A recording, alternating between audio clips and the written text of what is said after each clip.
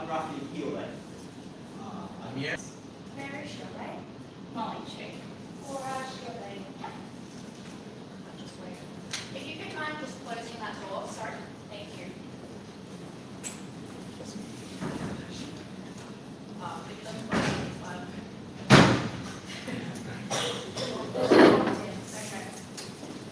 I'm going to try to time cut us actually because virtual speakers. Okay, without any further ado, I invite the first speaker of the affirmative team to open the debate. Begin.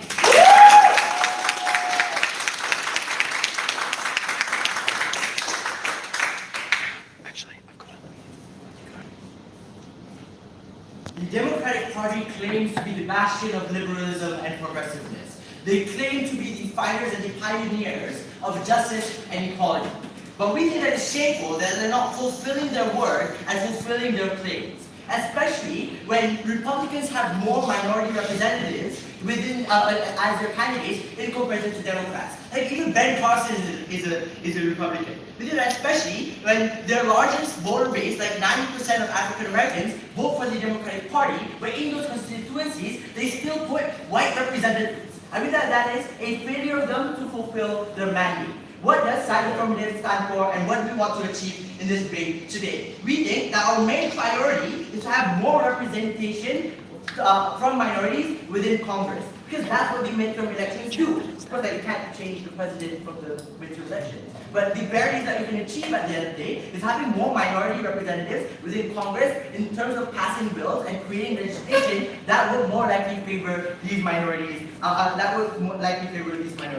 What is the mechanism from side affirmative going to look like? We think that one, it would be strategic and fair for us to say that we'll place these representatives in constituencies where the demographics are dominated by minorities. This means that if it's dominantly African American community, it will be an African American representative. If it's majority Muslim community, then you'll probably put a Muslim representative.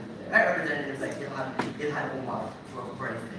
We also think that if it is a constituency where there are less minorities there, like the minority group doesn't make up the majority in that particular constituency, we think that we would still put a minority representative there in order to represent them, because these are the most vulnerable individuals. Given that they are a minority in that particular constituency, they need to be protected as well. What is the problem that exists in status quo? We think that in the election in Alabama, which African Americans united and kicked out Roy Moore from winning, the Democratic representative in that particular constituency was still white. We think that that's a failure of the Democratic Party to be able to represent them, and that's something that we want to solve in this debate, right?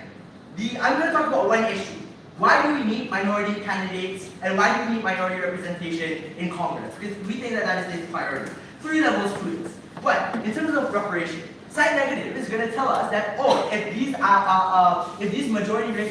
white representatives are capable and you're removing them, you should remove them because they're based on meritocracy. We think that's fine. For like hundreds of years, minorities have not been able to be represented in Congress. We think that it's about time, even if this minority candidate isn't as capable, we think that in terms of the principle of reparation, they should still be given that form of representation. But even then, we think, why shouldn't they be capable? We think that a lot of minority candidates now are given like some form of education, and that they are as capable as any other candidate, but in terms of choosing between 2 equal candidates of different ethnicities or different races, the Democratic Party oftentimes chooses the white in order for them to somewhat win. We think that is completely unfair to these people who are also who has equal form of merit. So we think that especially the Democratic Party, being a bastion of equality and justice, this form of reparation has to be pioneered by them. We think especially when even the Republican Party is doing it, having a lot of minority representatives, then we think therefore the Democratic Party, based on reparation, has to be able to put more minority candidates in order to run in Congress for them to gain these kinds of representation within Congress. Second is about participation.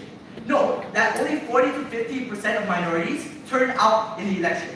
Why? Because we think that in their constituencies, even though they make up a majority of their constituencies, their representative does not represent them. They don't come from similar backgrounds, and these people believe that the candidates there are not going to be able to fulfill their interests. They can say that, oh, but they're still your voter base, right? And you can still listen to them. With that, then it becomes a comparative. Someone from that particular minority group is more likely to have gone through the same grievances and experiences, which makes them more vigilant in trying to push for these policies in comparison to a white candidate that is representing these particular communities, which doesn't necessarily understand the nuances within the issues and the problems of that particular community. We think that the minority candidate would do a better job. How do we improve participation? Because we think that once you have a candidate of that that represents that community from that similar race, that's when people are more likely to be confident in that candidate of representing them, and they're more likely to go out to vote. What happens inside school? They could probably say, no, people still vote, right? But then that's only 40 to 50%. Maybe then people only vote because they hate Trump, but they don't feel necessarily represented. They're not able to fully participate within that particular democracy.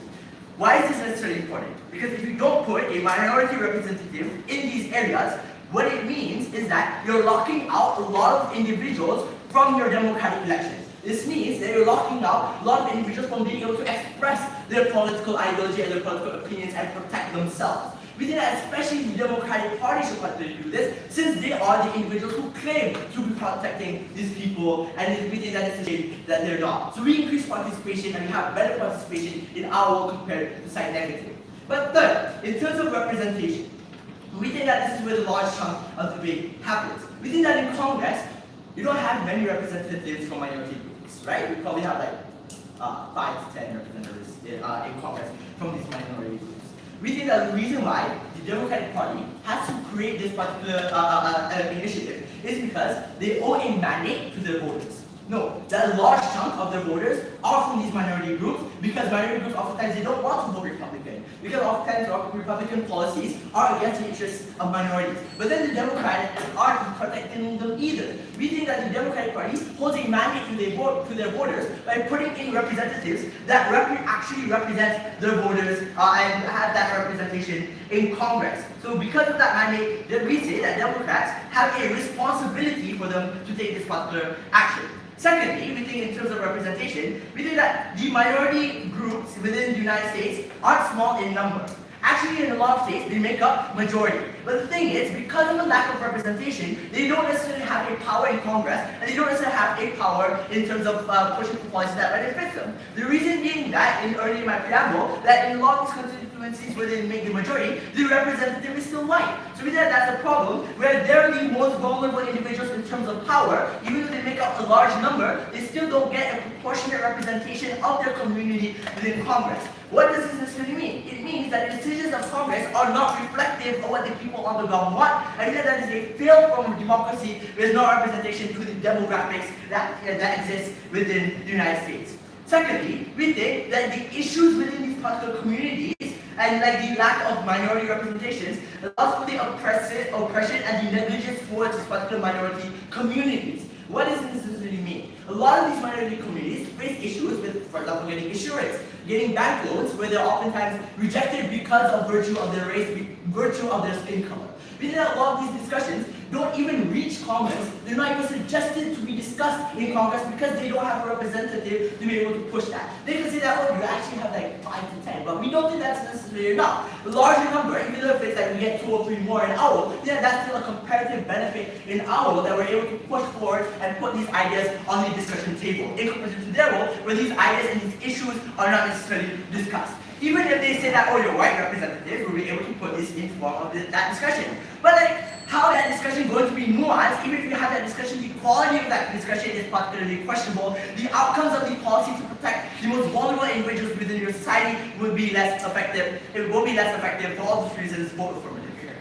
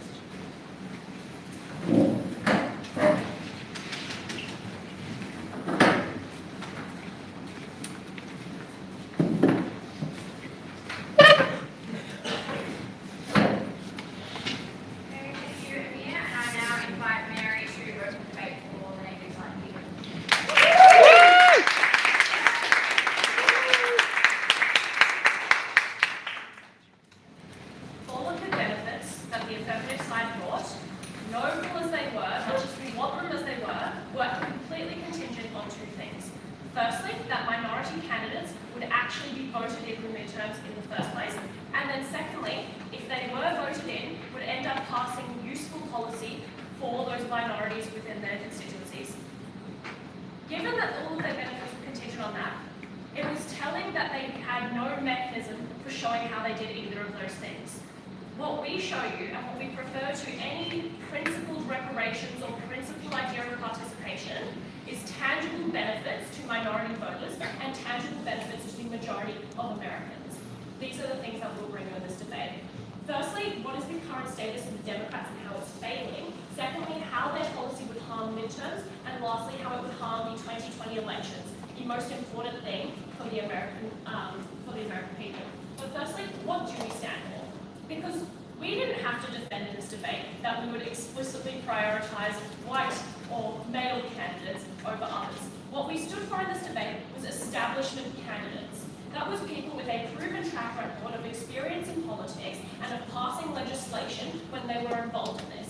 This doesn't preclude minority candidates. We see many, such as Kamala Harris and that sort of thing, who would be willing to prioritise. But we would not have your background and your status as the key thing, just your politics.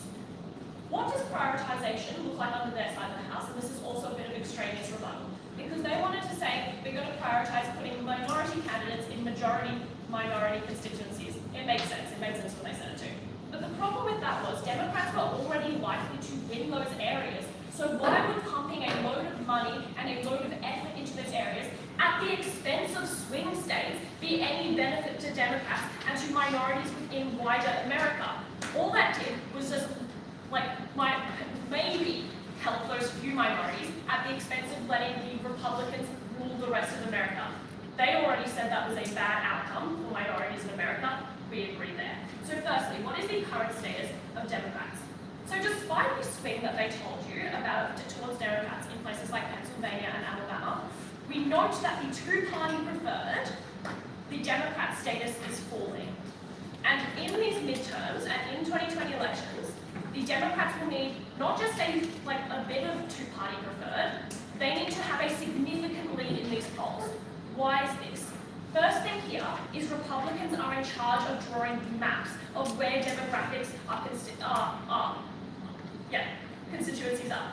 This is empirically true because firstly, we know that Republicans control the governorships and secondly control the state legislatures, which literally draw those maps.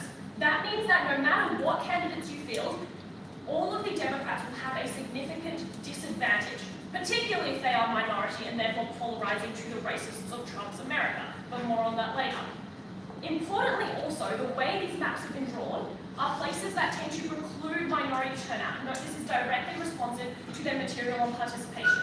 That is things like strict voter ID laws, things that if you are, say, an undocumented immigrant, you're just going to get picked up by ICE if you do vote, but also things like you have to have a place of address. Homelessness is prevalent amongst minorities in America. You will not be able to vote. That's things like in the last elections, 20% of the eligible African American population in Florida could not vote because of trumped-up drug charges. That meant that no matter how much they wanted that participation, that was never going to happen in their world. That meant that we had to sort of rely on the voter base that was there. A sad but true fact. So why do we think the place of the Democrats has been falling? Firstly, we think it has been that shift to anti-establishmentarianism to counter Trump. First point here, and we don't think this is true of all minorities, is a lot of the candidates that they'll be fielding and the way they framed it is that a lot of these minorities will be anti-establishment for a few key reasons. Firstly, because they're trying to overcome incumbents, but secondly, because of the life experience that Affirmative really brilliantly pulled out. When you campaign on anti-establishment platforms, though, is what this necessarily looks like is an ideological rather than a practical platform. So the crying rally in New York over these, the primaries recently, has been things like Medicare for all.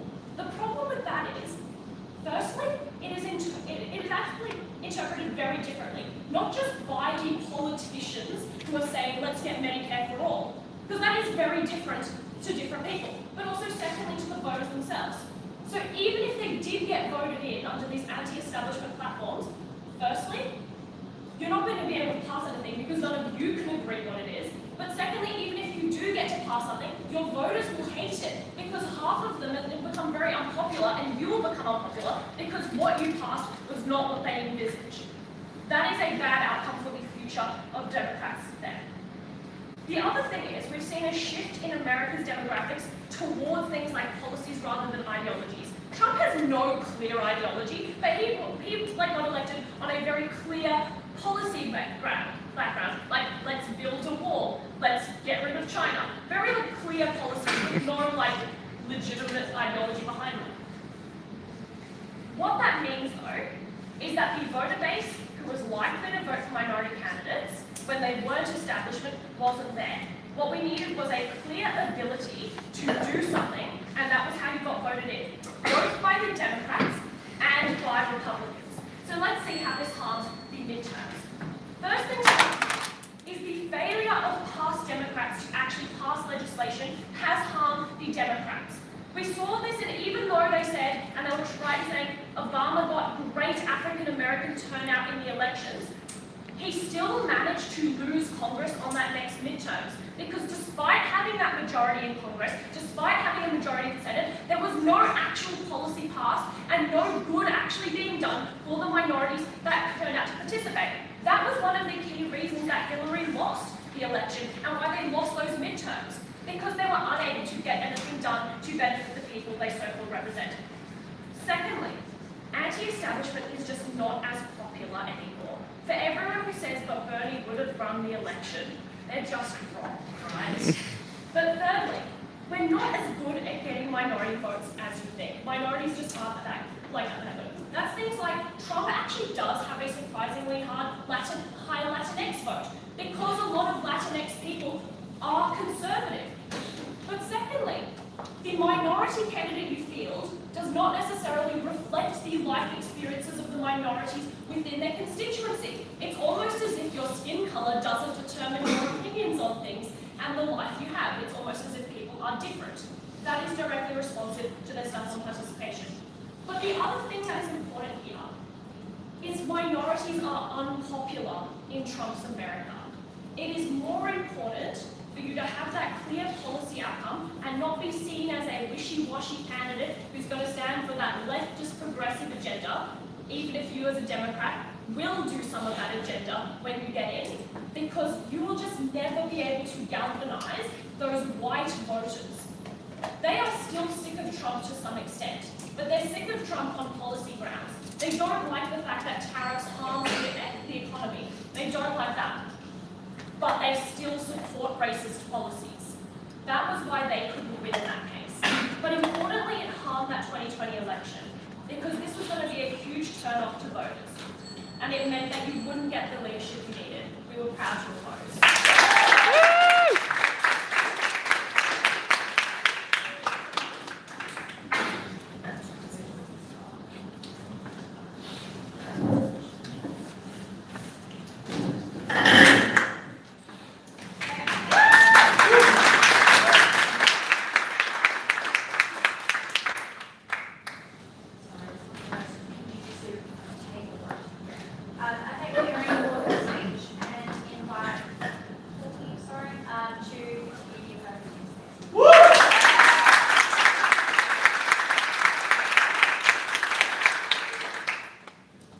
I lost around in this content because the judge says that I was unengaging. Well, this side is unengaging.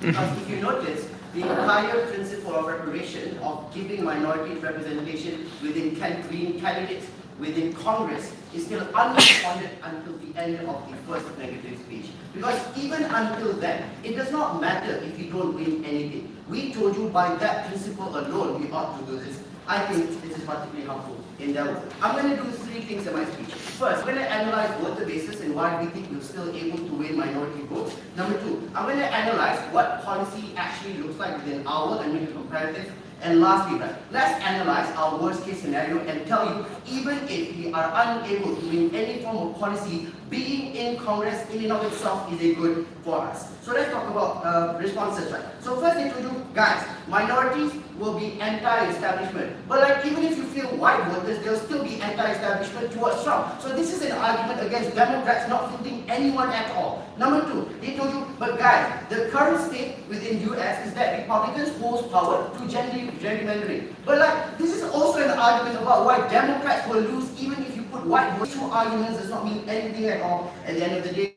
Integrated within my speech. So first, let's analyze voters. They told you, guys, but minorities are not popular. But like this is particularly untrue. The first reason is because simply minorities still make up a particularly large amount of numbers within America. That is to say that I don't care about your white voters as long as I'm still able to rile up the minority voters. I still think we are able to win. Secondly, told you, guys, Latin voters would vote for Trump. Do you know why they vote for Trump? Because only Republicans feel Latin candidates. In comparative, we say that in a world in which Democrats fill in Latin Americans as well, we say some ability for you to win over those votes still exists. Third, let's talk about Republicans. They told you guys, Republicans still hold a lot of power and therefore it's particularly hard for us to go against those Republicans. I have four things to say. First, recent polls already indicate Trump is losing popularity in things like, for example, the Muslim ban, things like, for example, anti-abortion, he's losing anti-abortion law, he's losing a lot of support from people like, for example, women and particular minorities. I think that on those grounds alone, we would still win against them. Second, they told you guys, but there is a rejection of policy on towards democratic policies. We say that in an instance in which you are still able to pass on those congressmen, like for example, some ability, we say first, even in our worst case scenario, opposition towards those kinds of bills, which are even anti-minority, is still a good in and of itself, because that opposition would not have existed within their world. I think that's a particularly high thing for them to do. Third, they told you guys, the minorities, and third, we would say that Republicans already have high scrutiny over them. That is to say that in terms of the rise of satire, the rise of media freedom within America, we say that these are reasons as to why Republicans are more likely going to lose most of the votes there. Then they told you, guys, but the voters would want established candidates. That is to say candidates which are more probably going to be one which has some political background. First, I will respond by saying that establishment candidates in their world still disproportionately harm minorities. Few reasons for this. First is we will say that those with political backgrounds, part of the minority, don't have those establishment and don't have those experiences within politics. That is to say, because in the past and status quo, that oftentimes the individuals with this experience, those who have been in Congress, those who have run for candidacy, those who have tried to run for Senate, those who have tried to represent communities, are still your white individuals. That is to say that in their world, minorities are still disproportionately represented, even if you try to make them established. But the second reason why I say that minorities are more likely disproportionate is because of the very fact that they are disenfranchised and don't necessarily have much capacity for them to rise within the political sphere. Things like, for example, having the educational level for them. But number two, most often than not, the minority candidates who fulfill the requirements that they talked about are already privileged in nature. In comparison, when we say that in an instance in which the Democratic Party have an incentive to try and fill in more minority candidates, we say things like, for example, more underprivileged individuals are still being able to become those candidates when the Democratic Party does this because of the incentive for them to have the belief that most probably I can still do this in the future. Last time, let's talk about African American voters, and this concludes why we still think we'll win the voter base. Because we say that the representatives of Democrats being white still means that you turn off a lot of black voters. First, we say they never give you any reason as to why they will win back the 50% minority voters at the end of the day. We tell you a marginal increase within the voter base is still an increase within individuals who have been able to win out those votes. In conclusion, the vote is strong in our world. Second, let's look at policy. They told you guys, minorities are bad when it comes to becoming candidates because they are unable to agree with policy. Okay, we'll make them agree with policy. We say in an instance in which minorities unite, you are still able to stand up as like really strong centered policies in a way in which we have never happened in their world. Firstly, things like, for example, black African Americans and their fight against police brutality and the way in which doctors treat them within the medical center. We say like Latinos and the way in which they are discriminated against individuals and on themselves. We say that these are the things in which individuals are still able to have. These candidates still can agree with policy because these are individuals who have still been oppressed at the end of the day. Lastly, let's analyze the worst case scenario, and this is going to be pretty extensive. We say even if we lose majority within Congress, but we have more minority representatives within Congress. We say that that increase is better in comparison to status quo for two reasons. First, even if we don't win, constituents still get federal funding. That is to say that being a black candidate, I'm still able to get some money that I'm able to channel to things like, for example, programs within my constituencies, and still have the ability to have tailored policies within my central constituencies for my minority individuals. That is to say that that is a world in which they are never able to have that. Second, we say minority concerns actually get into Congress. We say things like, for example, having the ability for you to challenge bills and challenge policies which would have disproportionately affected black American individuals or black minorities. These are the kinds of things that would have not existed in their world.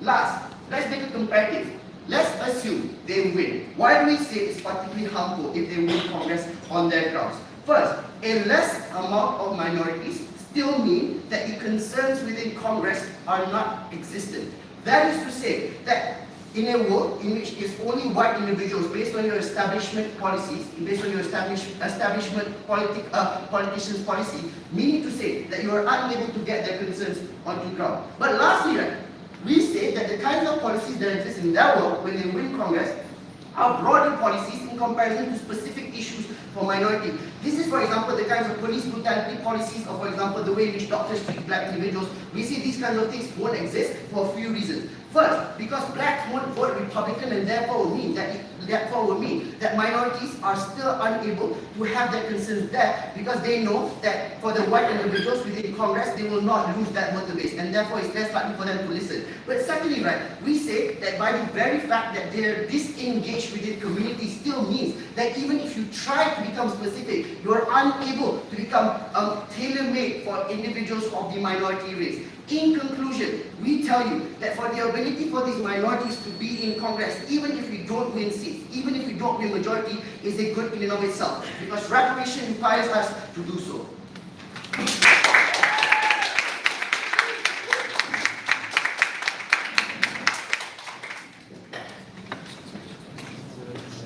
thank Tommy for their speech and invite Molly to continue the debate for the next side. Thank you. Yeah.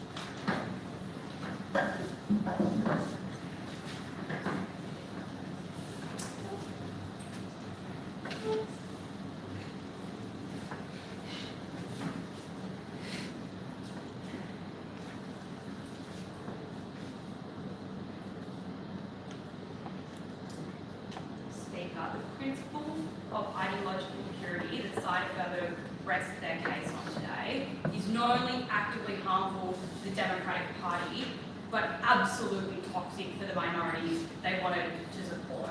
Because this is a world where the Republican Party is willing to do things like gerrymander in a way that renders minority votes Supreme Court nomination. Speaker, the next presidential and gubernatorial elections pose an existential threat to minorities in the United States. We are looking at the potential of the repeal of Roe v. Wade. We are looking at systemic weakening and potential repeal of parts of Brown versus the Board of Education. We are looking at the indefinite detention of immigrant families. So the narrative of when they go low, we go high wasn't just naive in this debate, it was actively harmful. That's what I bring you in my speech. 3 to 4 questions then. First, I'm going to look at the principle, I'm going to look at what will happen in the midterms, I'm going to look at what will happen in 2020, and then I'll look at what it means for the Democrats' policy platform. Firstly, on the principle, I want to push us on not being engaging on that. look, we can see that representation in this debate is important, but we think the capacity of a parliament or a Congress to represent its people doesn't just mean the demographic makeup of that Congress, because the quality of your representation is necessarily contingent on your capacity to pass legislation that meaningfully improves the lives of minority people. Insofar as they said we owed reparations, we thought for the Democrats that meant strategically setting themselves up in a way that moved beyond the sort of ideological discourse that had cost us the election in 2016, and which was the most token possible way of appeasing white guilt in this debate. It meant standing for meaningful policy reform at whatever cost. That's what we stood for on our side. I think I also dealt with it in my introduction. So before I move on to the practical stuff, let's have a look at what it means, what this debate means and what the counterfactual we brought you was that gets relatively little engagement. Because to be clear, Speaker, in this debate, prioritisation does not just mean running or voting for particular candidates in primaries. What we told you at Mary was that it also meant which congressional races you chose to prioritise, which ones you lent the most funding to, which ones you sent down, prominent senators or Democratic leadership, to stand and go campaigning for that candidate. And that was going to be critical not only for this race, but for the way the Democrats set themselves up in 2020. What did we tell you they should do? We said they ought to prioritise establishment candidates who had the capacity to become leaders of that party into 2020. We said that you ought to prioritise races in the seats that were the most marginal and that had swung away from the Democrats in recent times, and prioritise winning those back in order to win back the House. Second point of characterisation, when we thought that there was a link between minority and anti-establishment candidates, although obviously we stood for supporting minorities where they fit the strategic criteria we outlined to you at negative. We just thought that by their own concession, these are people who are likely to have existed outside of the broader party mechanisms or the other political mechanisms. They were likely to be people who hadn't been elected before, and we thought they were likely to, by nature of being minority people who had, to some extent been historically blocked out, likely to have a more radical perception of politics. What we said then was that, insofar as they wanted to say they could bully them away from that, that probably concedes a lot of their material about representation, but I'll talk about that a little bit later. Let's look at why these candidates won't win then, Speaker. The context we give you is despite the fact that we can see that victories in Pennsylvania and Alabama look quite good for the Democrats, their two-party preferred is falling and looks looks increasingly vulnerable. But secondly, we told you that the way that Republican-controlled state legislatures had drawn electoral maps meant that the Democrats had to win by quite a significant margin in order to actually have that translate into winning the House. We think that is broadly conceded at the point that that risk of losing the election is broadly conceded when at First Affirmative they tell us they're only going to run these candidates in seats that are demographically safe for them. We think that means those candidates necessarily would lose in other races. But secondly, what we tell you then is that you are prioritising races that the Democrats are already likely to win, and that is dangerous at the point that we risk losing important races. If we learn anything from 2016, it's that we can't take close or even potentially clear races for granted. The Democrats absolutely ought to prioritise those races that maybe they look slightly good in, but that are inherently risky. That's how we take back the House. Second thing we tell you with regards to majority voters is that it is just empirically true, unfortunately, that often minority candidates are less palatable to majority voters. And they are, but what I bring you as a substantive contribution is we think they are also less able, by merit of existing outside the establishment, to attract funding that allows them to be competitive in races. Because at the end of the day, it is important to garner support from donors. We think that's particularly true leading into presidential years. In terms of winning them enough minority votes, because that's what they wanted to stake their claim on. One, we told you it's untrue that minorities necessarily prioritise minority candidates. But secondly, what we tell you, and what we don't really get a response to, is that often, unfortunately, the races that we care most about are in districts that have been subject to not only gerrymandering, but the sorts of conservative policies like voter ID laws that systemically lock out minority voters' ability to vote. But thirdly, on turnout, right? They want to stake it on idea that minorities vote for minorities, but I think that's based on a unfortunate conflation of different minority interests. Because it's not true that women would always vote for an African American candidate. It's not true that Hispanic people would vote for an African American candidate, right? Necessarily we think that that's a risky metric to make. But furthermore, Speaker, we think staking it on a potential improvement of minority turnout is just too risky. Because our worst case is that they lose votes to people, people who would have voted Democrat vote Republican. Theirs is that people who would have voted Democrat don't vote. The calculus of losing men is more harmful on our side. But secondly, on 2020, we told you it was more important because it was presidential and gubernatorial year, and we told you, I'll add that in these midterms, we might turn the House as Democrats, but they won't turn the Senate. That fundamentally limits the power of that win. Firstly, we told you the Democrats really needed leadership. Secondly, we told you they needed to be able to pass legislation. Insofar as they want to say that we'll make these candidates agree with us, we think that one, that limits all the stuff they say about why they'll bring good policy. But secondly, we told you, we tell you that it doesn't mean they'll be capable, because of being rookie politicians, of doing things like engaging in the sorts of complex bipartisan negotiations that we think in an increasingly divided Congress are really important. But secondly, we'd say it's more likely to hurt minority candidates because see the backlash against Obama for being weak on race issues. Finally, on policy, what we would say is that is to say that it is untrue, you look at Obama on race, that minority candidates necessarily push minority issues. In fact, they often don't for fear of being pigeonholed for those reasons. But at the end of this debate, it was better to have slightly less good discussion than a discussion that was actively harmful for minorities. So proud to oppose.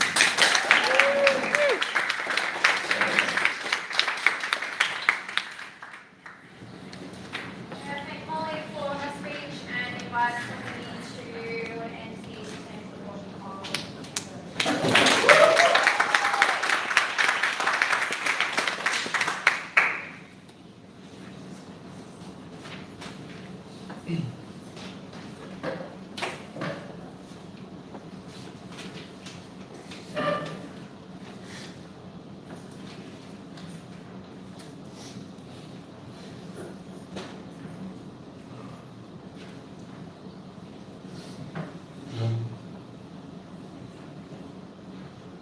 Here's a truthful analysis of the case coming from Cyclone.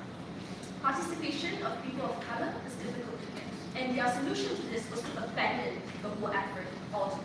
I don't think that's the kind of democracy we want to defend this. We need to understand, this debate is not just what Democratic Party can do, but rather what they should do, and we think those abilities can come along. I have two questions that I want to answer to this debate. First, on a more principled lens, what should be the basic ethics? Should it really be, as they wanted to push in terms of always having married and picking people that are more established? Or secondly, should it be more, or should you prioritize more on the issues of inclusion? The second question would be which side gets to help the minority most? And I think this is the more important question, because you need to understand. The priority of this debate has to be about how you best help the minority, and they are those who are more vulnerable, not necessarily trying to get Democrats in position in the next 2030 elections, because in that circumstances, even if let's say they win, these minorities don't get this benefit, these minorities will still be part of the world. But before I go into my issues, there are four things that I want to point out, right? The first thing is onto this whole idea that the whole idea of gerrymandering existing, or Republicans being able to control some things making it impossible for people to vote. These kind of arguments also exist in the world. That means that this argument stands. It's also difficult for Democrats in the world to also win, because gerrymandering will still happen. We think Republicans will still vote for Republicans. The only exclusive benefit is that you probably have a white candidate that is more people color friendly. But that doesn't mean your Republicans or your swing voters will suddenly change their mind for the better. I don't see that exclusive benefit in the world. Second thing that I wanted to point out. They tell us, skin color or this kind of identity is a dangerous metric to go against, because sometimes a black person might be more privileged than the black people that they try to represent. But again, debate is a comparative. I think even if let's say black people who are more privileged representing a black community is still much better than a white privileged person representing a black community. So within a comparative, we still take that part of the argument. And third thing, onto this whole idea, you won't be able to get the judges that you want to, the Supreme Court judge that you want to get. Understand that this debate is not about Senate, but rather it's about the Congress, and I don't think that kind of example stands in this debate. The reason why the reason why Hillary's campaign failed is because of Obama's inability to pass things. In your world, the same thing is going to be repeated again because you don't get the minority candidates and the current representative to help you pass those policies that could have helped future Democrat candidates for the presidential election. I don't see how they change that in their way. Moving on into the question, so what should be the basis of this candidacy? They dare to tell us you have to put qualified people, more established candidates, because these are the people who can get things done and policy pass. And somehow we put a person of color, they will lose the next presidential election. Responses to this is number one, I think it's very disingenuous to say that minority candidates are not established in status quo. That's not true, or there's no possibility of them of ever being established. I think we have a lot of black candidates who can be qualified, who went to good schools, and they are capable of doing things. It's hard to believe that Obama is the only good black politician there, right? I think you can be those people. But these are the things that can be changed because the moment Democrats put this candidate outwards, that means they're able to campaign for this particular individual. That means they're able to make people of color more visible and more likable by those parties. And these are the benefits that we're able to secure even before we win, even before they win. And I think that's already a good benefit. But the harm that they tried to pose in their responses is that these people couldn't get things done, they can't pass any policies because they were just army.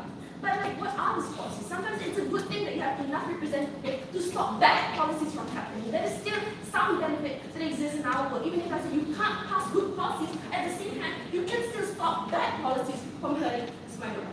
But second response to this is that if you want to prioritize establishment, this is where you need to look at the argument itself of itself. I don't think it's possible to ever get a true representation if, let's say, you always want to prioritize establishment. That means the same group will always be more stronger, and those who were never given any opportunity to gain the establishment will never be able to compete. And we don't think that's the kind of democracy that you would want to defend, or a democracy that can belong sustainably.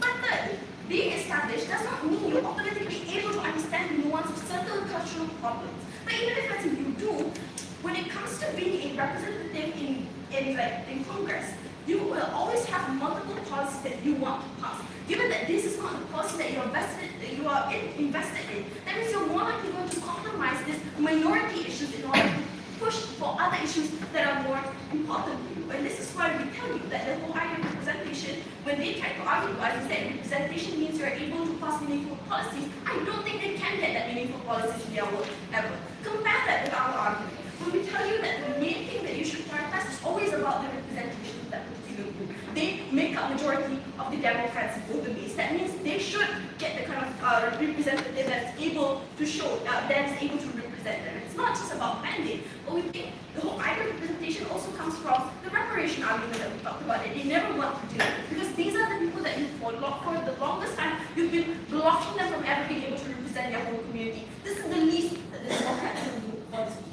Going to the more practical part of this debate, when it comes to helping the minority, I'll analyze this in two ways, right? First on the campaigning stage, secondly on the policy making. We think when it comes to the whole campaigning, we're already able to secure many benefits. The first thing is the participation argument that John brought up, but not dealt with. We think in the circumstances where you see people from your community being able to represent you, that's that's how you get people to go out and actually vote for these people. And I think it's very meaningful for that minority group. But the kind of change that you're going to create is that when you see people of color coming out to vote, that's where you have more reason to cater to people of color because they want to win that particular vote in the first place. That means if Democrats put more colored individuals, Republicans will feel the need to also put more colored individuals to compete with them. That means in most circumstances, even at the campaigning stage, should create more ability for people of color to not just win or get their interests to talk about, but also to get more participation from both sides of the party. But not only that, we think low visibility during campaigning also helps to improve the image of that minority. Because when they want to make sure people are able to vote that minority candidate, they have all reasons possible to show that this is a good minority, that black people are not what you think they are, that Asian people are not what you think they are, and the Hispanics are not what you think they are. And that's already a benefit that we secure in today's world. But secondly, when it comes to the policy making, we think you help the minority best, because these are the policies that cater more to you in general, because it understands the nuance that happens with that political culture. What does this look like? I think when it comes to making healthcare bills and whatnot, you don't just make an objectively good healthcare bill, but rather a healthcare bill that is able to cater to the kind of discrimination that happens. For example, how black communities are more exposed to more exposed to things like mental illness, things that necessarily the majority don't understand and don't have any interest to care for. And these are just the little things that people think are not important, but in fact very important to that particular community, and they need it the most, but those things don't get like talked about. So at the end of this video, right, given that we already agreed that the priority has to be how you help the minority, I think our side is sufficient in people. Not only we just help them in principle, but we give them multiple benefits even before they win that particular seat in the first place, because of the whole visibility, the increase of participation and investment that we create for the community onto that particular individual. Let's take them at their best side. Assuming they win and they can, to a certain extent, do care about these people, you still don't have the trust from that particular community to come out and vote for this particular individual. You still don't have like them feeling like they are represented. You don't have the ability to understand the little things that they have might miss and fall through the cracks. With that, we take it.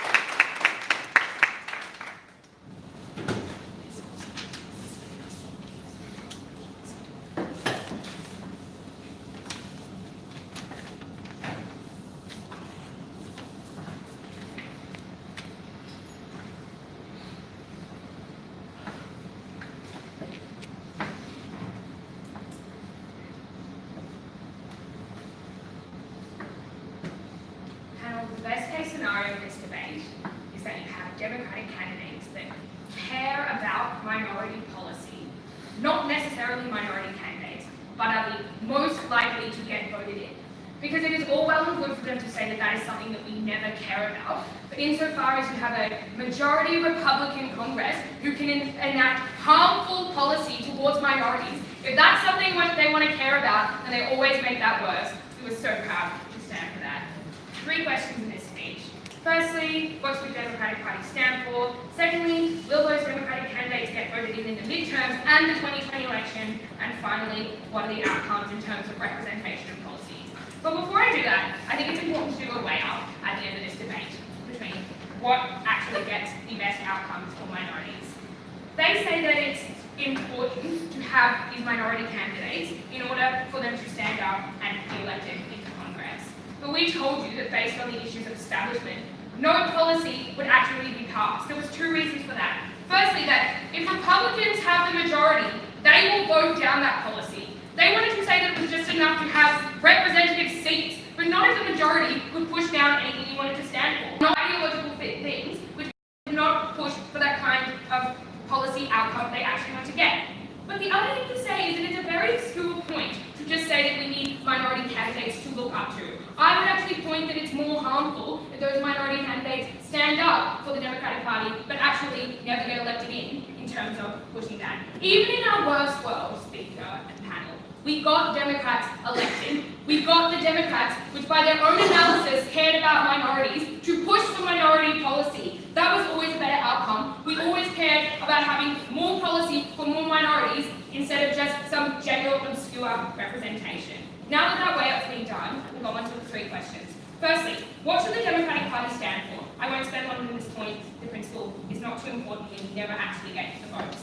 They tell you that they should just care about progressiveness and liberalism. 3 responses. Firstly, non-minority candidates are not necessarily mutually exclusive from progressiveness. Based on the fact that our counterfactual world is one where you can prioritize candidates that do care about minority policy when you also care about them getting voted in, instead of blindly, actively prioritizing minority candidates. The second thing to say is that we do see consistently that the Democratic Party can compromise on some of their progressive values if they care about individuals getting voted in. It wasn't simply a blind focus on progressiveness. But the third thing to say was that we thought we could have the candidates that cared about minority policy but actually got voted in, and the harms of their active prioritization when you took resources away from other voters. So even if only minority candidates were the ones that were the most progressive, we always had to prioritize actually getting Democrat candidates voted in. Why? They want to tell you that's just not something we should care about, that we should always stand by the principle. But why is this always more important? Because there's no point talking and basing your whole case on better representation in seats and better policy for minorities if you never actually got those people voted in. So it's all well and good for them to say, we don't care about that, when they staked their whole case in outcomes that accrued when you actually got people voted in, they conceded that. Then they say that you should always care about the long term over the short term benefits for minorities. Why was that false? We told you there is an existential threat to the Democratic Party. If you allow Republicans to have majority seats and majority control, they will enact harmful policy that is a massive threat to minorities in the short term. That was always more important than some long-term principle that always actually harms minorities. And on that basis of what the Democratic Party should stand for, we then move to what actually gets Democratic candidates voted in. They conceded they cared about this when they wanted to talk about policy and representation. So then we move on to what gets it. The only material they could tell you about why they got actually people voted in was that they got increased turnout for minority candidates. We had a few responses to this. We told you that in Trump's election, Latin candidates were actually had a very high percentage of voting for Trump. Therefore, not enough to say that minorities blindly support minority candidates. But then they just say that that's not true. That was because there was no Latin candidate. Therefore, if we actually had one, we might get some support. A woman was, Hillary Trump was a woman, but still large numbers of women voted for Trump. There was actually no analysis there as to why when there was that minority candidate, minorities still voted for that minority. They fell down there. But even if they get increased turnout panel, they never proved why that helped the Democrat Party. Because by their own analysis, told us this. So if minorities never vote for Republicans, they always vote for Democrats. So therefore, irrespective of the Democrat candidate, minorities will vote for Democrats. If we actually got the ones that were more likely to be liked and have policy, we were the better side for actually getting people voted in. But what was our analysis? What was our mechanism for getting these candidates voted in? I got 5 points under this. Most of them I've responded to. The first was that their model was placed in states where Democrats were already voted in. Therefore, we were like to have the same amount of individuals getting voted in. The second is that we saw with Trump that minorities don't actually always like voting for minorities. That fell to our side. The third point we had was the harms of active prioritization. When you pushed resources to candidates that were less likely to get voted in, you harmed swing states, you harmed other Democrat candidates. Therefore, on the way up, they harmed other Democratic candidates less likely to get voted in. The fourth was the point on that minorities are largely unpopular. Lack of response here. It is a fact that Hillary Clinton was harmed due to her female status. It is a fact that African Americans are less liked by a large part of a very conservative America and are less likely to get voted in unresponsive. On to the point of anti-establishment. We told you that their response to this was just to tell you that white candidates will also be anti-establishment under our world, therefore we can't stand for anyone. No, that was false. We were the side that prioritized individuals on their policy, therefore we could prioritize candidates that were pro-establishment. But the other thing they say is that why is establishment good? Establishment was good for 2 key reasons. It was different to Trump, therefore distinguished the Democratic Party, and finally they had clear policy outcomes, something that they clearly stood for. What we get to at the end of this debate is what actually gets the best representation and policy for minorities. We say that this is not mutually exclusive from our world because we could prioritise candidates that cared about minority policy. But the second thing is, if they actually want good policy and representation to the seats, they had to give us a mechanism of how their candidates ever got voted in. But then they say that it's okay if they don't get voted in, as long as we just have these more representative seats. But not if those minority candidates don't actually get voted in the first place. But also, you harmed other Democratic seats and therefore harmed Democratic sway in Congress. But then they're like, oh, it's okay, as long as they actually just stand up and have a show as a candidate. The 2 responses.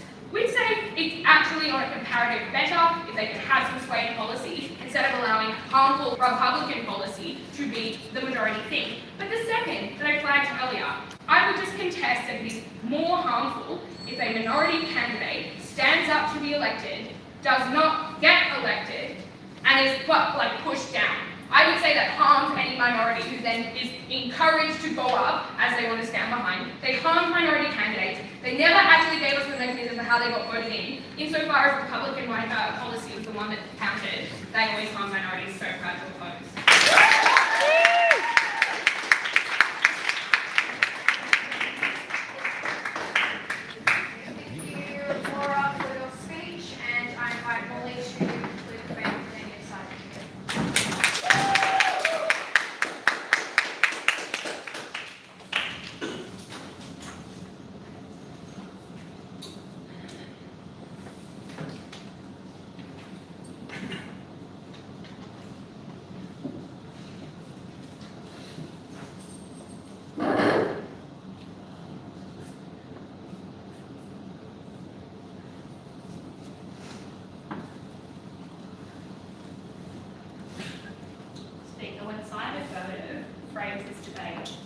a trade-off between ideology and pragmatism. They necessarily concede that their side was less likely to win the midterms and less likely to win 2020. We told you down the line that the next 6 years carried the potential of irreversible harm to progressive causes that uniquely hurt minorities. That was a trade-off we should never make. 2 questions then in this reply. First, I'm going to step you through what happened as a result of this policy, and then I'm going to weigh it up by the metric that the affirmative team provides to legitimise it. So firstly, what did we tell you would happen in these midterm races?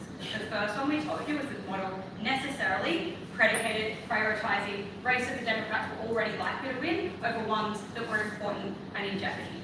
And that's conceded by their own model of running candidates in safe seats. So we told you that trading off that risky one necessarily meant the House was more likely to stay Republican. They tell us that they guarantee minority turnout as a way of bracing against this. But Speaker, what did we tell you in response? We said that you could never guarantee that turnout for a bunch of structural factors, like the fact that important seats often existed in states with really strict voter ID laws, and that was a problem. We also told you that minorities didn't necessarily always vote for each other, and that was particularly true when you compared different groups of minorities relative to each other. It was unfair to just assume minority was a niche, a collective voting interest. They say that means we're giving up on minority turnout. It wasn't insofar as we could still stand behind progressive candidates who wanted to do good by them and had an incentive to try and win those voters. But even if it was true, Speaker, what I tell you of my speech is that even if we risked minorities not voting, they risked otherwise Democratic voters voting Republican. The harm was then worse for them. But finally, we tell you that it's empirically true that minorities are often unpalatable to majority voters. That was a sad reality, but one that meant the midterms were more likely to fall. But then what does it mean for 2020? Because we tell you that even if they win the House, it's going to lead to backlash in terms of legislation. Because voters are empirically sick of all talk and no action. That has hurt the Democrats historically, but it's also something minorities care about, which we tell you when we talk about the backlash specifically against Obama on failing to pass race policy. We told you, given these candidates are more likely to be rookies and more likely to be anti-establishment, that they were the most vulnerable to falling into the sort of bureaucratic trap that had plagued the Democrats for too long. Secondly, we told you it failed to fix issues with Democratic leadership that were absolutely tantamount in the lead up to 2020. And thirdly, we tell you that it fails to emphasise a swing back from Trump. Insofar as this team just suggests that we can never win back Republican voters, that fails to engage with the analysis we bring you as to why focusing on certain things like bipartisan policy issues and tangible policy outcomes means we can. 2020 is critical insofar as it is existentially important for minorities, Speaker. So why do they say that losing it is worth it? They bring us a principle of reparations. And we agree that we owe representation down the line in this debate. But what I tell you in my speech is that this sort of democratic pie chart representation is the weakest form. And what we tell you the Democrats owe is an obligation to represent through policy. But even insofar as that was true, it was necessarily contingent on some extent on people actually getting elected. How does it then change policy? They say they're more likely to represent lived experience. Insofar as that's true, they had to get elected first. But we also told you there was a unique pressure on minorities to not speak out and become pigeonholed by a stance on only minority issues. Speaker, at the end of this debate, it was the height of cowardice for Democrats to continue to rest on their morals. The motion falls.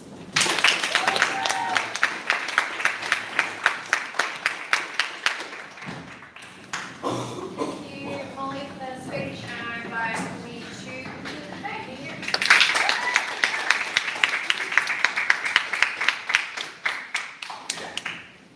Imagine how conditions work is IDA Council. Then you have a group of majority white individuals making a decision on EFL speakers whether or not they ought to have an EFL finance because the language community does not know how to do policy. That is literally the side of opposition and how they would frame the Democrats as. Because minorities don't know how to make policy, they don't know how to collectivize, don't know how to what are the things in which they want to prioritize. I think this is insulting to the minorities. I'm going to look at 2 things in my speech, 3 actually. First, what is this constant and what is important in this debate? Number two, who will be the candidates in opposition's world and why do we think they don't care about minorities? Number three, who actually benefits the minorities? And fourth, who would people actually vote? But before that, let's just make this really clear. This debate assumes that in our world, Democrats will still vote Democrats, they also agree. Republicans will still vote Republicans, they also agree. And therefore, it will be a comparative between who will be the candidates that we will put onto this debate. It does not matter if you win or not. Look, let's look at what is constant.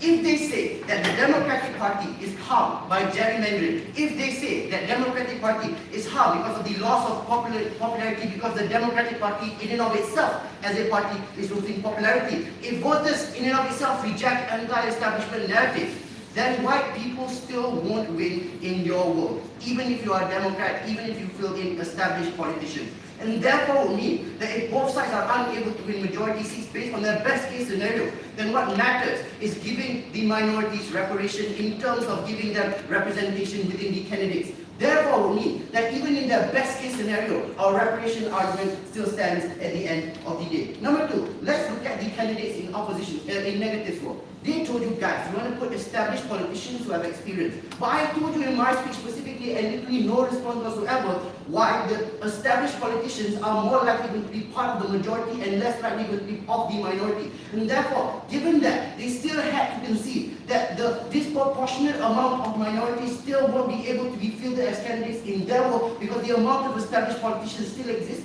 within their world is disproportionately higher. 3. Let's look at who would people actually vote. They told you guys, Democrats will vote Republican. First I told you, and they also conceded that Democrats will still vote in Democrats. So I am unsure why they will necessarily vote Republican. Number two, if you look at the analysis, it's basically saying that the majority within the Democratic Party and the voters of the Democratic Party who would want to change vote because they put in a minority voter, therefore mean that these are individuals who don't like minorities. I think I can still call them blatantly racist. I say screw these people. I don't care if your people who are from the Democratic Party change to Republican. I say the current voters who we are protecting are more important. Then they told you guys, minorities don't know how to work with each other and therefore mean that they are unable to create policies, therefore people won't vote because they won't vote on policy. First, I say this is blatantly insulting, but number two, I give you reasons why you're still able to make policies within our world when collectivization within minorities still exists, and these people understand plights of each other, which are oftentimes common amongst themselves, right? But lastly, right, this argument requires a flip. If it's true that if you're losing a lot of minority votes, they never give you reasons as to why those minority votes now exist within their world. How are you going to get the 50 to 40% of individuals who choose not to vote within your world if the representatives are not part of these individuals? Even if it's a marginal increase within voter base, we still think we win on those grounds. Last, benefit to minority. They tell you guys, even if these are white individuals, we can still put white individuals who care about minorities. There is a comparative between caring about minority plights and actually living the life. We tell you, in a world where you actually live that plight, the amount of power and the amount of narrative that you have onto your minorities and the specificity that make it policies that are specific onto these minorities are comparatively more. Last right, assume we don't win any majority within Congress. We told you, a marginal increase within seats that are represented by minorities in and of itself is good. Because minority concerns exist in a world in which it is non-existent, and your ability to get federal funding because of constituencies mean that you're still able to benefit your minorities within those areas. We think on those grounds alone, long live minorities.